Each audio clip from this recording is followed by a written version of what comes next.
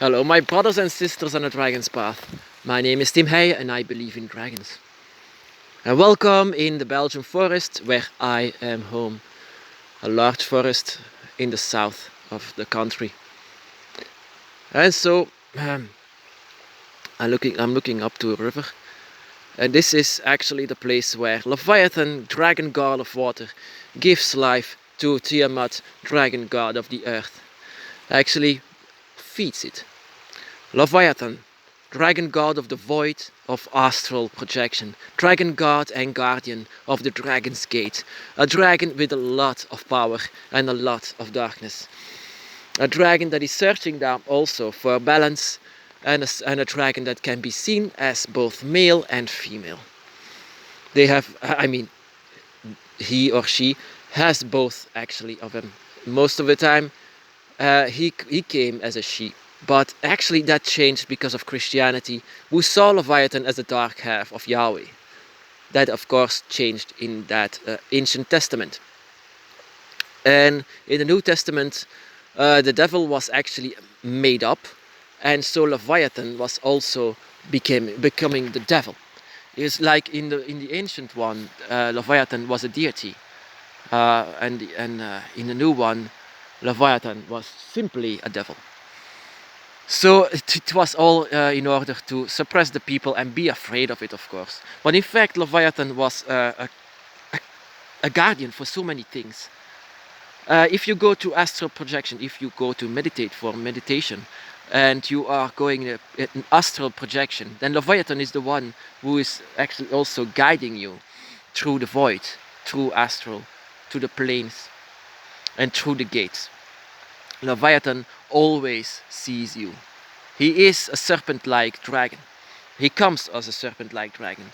He controls the waters that goes here, even in this river, and all the life that is within it. He is also called the king of the fish, but he was in fact very much a serpent-like dragon, or she, however may you call it. And I was on the Dragon's Path for many years. I already met Tiamat as the first dragon god that I ever met. She was the one that I already knew on my dragon's eye, my circle. And then after so many years later, I thought that I saw the dragon goddess. That I didn't believe that there were more. Until one night I was kneeling down for my dragon altar, and I felt another presence than my dragon's, and it was so much powerful, not immediately connected with me, and yet it was a strange feeling, but it was a very powerful feeling. So I knew it was a dragon, but what kind of dragon? I didn't know back then. I didn't know anything. I never read books about Leviathan. I never read books how many dragon gods there are. Turns out there are so many of them that they are all the embodiments of nature.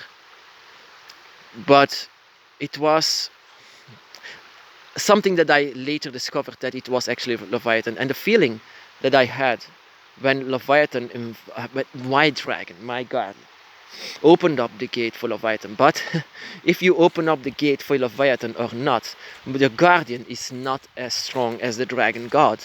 The dragon doesn't need to open a gate, they just do it. And when the time is right, the dragon gods will come to them, to us, to even open up more about you, open more energy. Leviathan is in fact so all-powerful that he just don't need permission from your dragons. Even though you are on the same dragon circle that Leviathan can be, of course. Most of us have Leviathan in our circle, most of us. I'm sure about that. And Leviathan just does it. What I felt, my personal experience with Leviathan was that I just lay down on my back.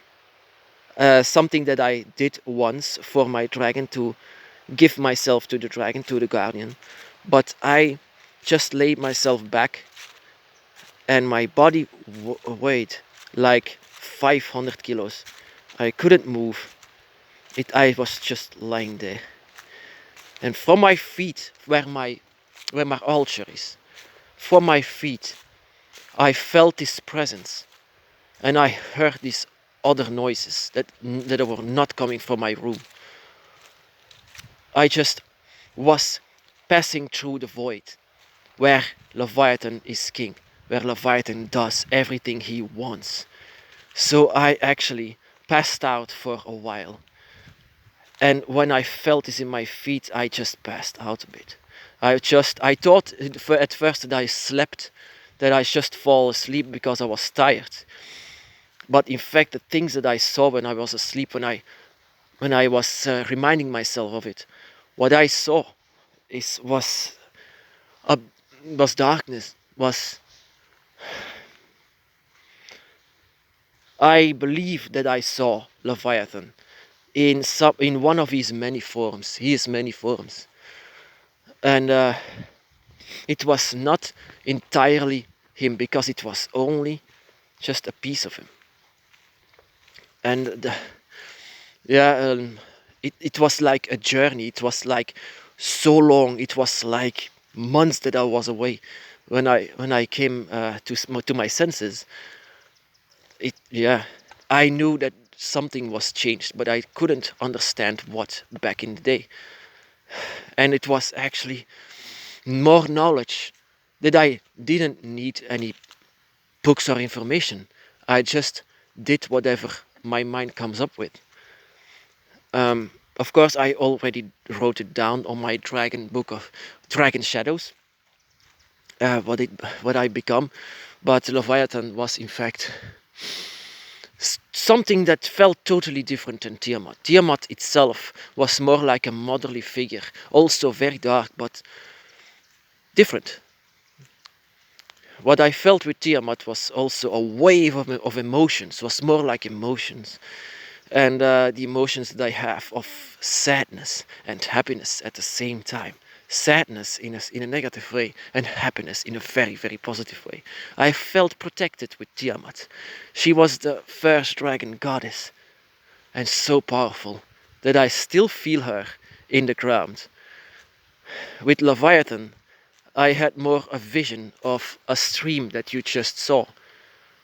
And I kneeled down before a stream, and it was empty. And then I took my hands, I just put it above the river, just above it, and I tried my best. I knew what I had to do, but it was not working. So from one moment to another, a dragon hand took my hands, just here. And then with the power, I had more power, I had more vision, I had more willpower for this. I could immediately fill up this river again, because all the fish were dying, and I hated that. I don't know even today why I hate that so much, because I see so many dried out lakes and rivers. But that was devastating me. And it was showing me the forces that you can use as someone with a dragon energy inside. Every one of us also has the energy of water and the void.